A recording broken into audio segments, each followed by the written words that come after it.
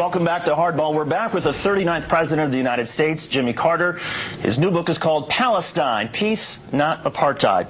And President Carter, why did you use the word apartheid in the book's title?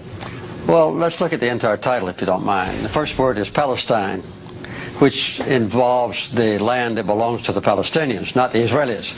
I didn't refer to Israel because there's no semblance of anything relating to apartheid within the nation of Israel. And I also emphasized the word not, that is peace and not apartheid. That's what I hope to accomplish with this book, is some move toward that goal. But there's no doubt that within the occupied territories, Palestinian land, that there is a horrendous example of apartheid. The occupation of Palestinian land, the confiscation of that land that doesn't belong to Israel, the building of settlements on it, the colonization of that land, and then the connection of those isolated but multiple settlements, more than 200 of them, with each other by highways on which Palestinians can't travel, and quite often where Palestinians cannot even cross. So the persecution of the Palestinians now under the occupied territories, under the occupation forces, is one of the worst examples of human rights deprivation that I know. And I think even worse, though, than a place like Rwanda?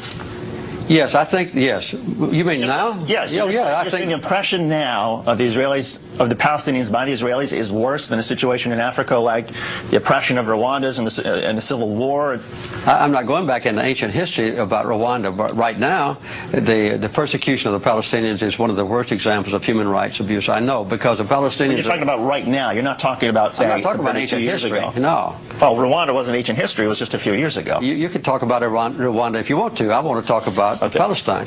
What is being done to the Palestinians now is horrendous in their own territory by the occupying powers, which is Israel. They've taken away all the basic human rights of the Palestinians, as was done in South Africa against the blacks. And I make it very plain in this book that the apartheid is not based on racism, as it was in South Africa, but it's based on the desire of a minority of Israelis to acquire land that belongs to the Palestinians and to retain that land, and then to exclude the Palestinians from their own property and subjugate them so that they can't arouse and demonstrate their disapproval of being robbed of their own property. That's what's happening in the West Bank. And the people in this country, in America, never know about this. They never discuss this. There's no debate about it. There's no criticism of Israel in this country. And in Israel, there is an intense debate about the issues in this book. In this country, no. I agree. I mean, I wish we had that sort of debate that they're having in Israel. I wish we had that in the United States. But give us a sort of sense, how much of the responsibility for the conflict, the Israeli-Palestinian conflict, do you think belongs to the Israelis for their tactics like seizing land and occupying territory that didn't belong to them? How much of it is the responsibility of the Palestinians for their suicide terror attacks and their bombings within Israel proper?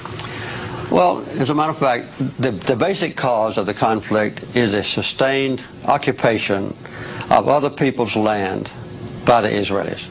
And this is a direct violation of United Nations resolutions. It's a direct violation of the International Quartet's roadmap.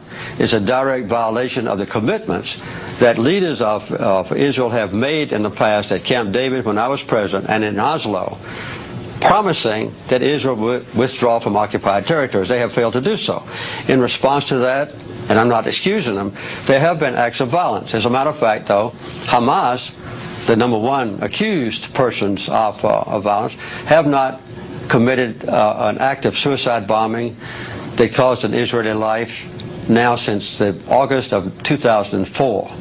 And I hope that they won't do that anymore. Other participants of the Palestinian society, smaller ones, have committed some atrocities. But the loss of life in the entire occupied territories has been horrendous and has been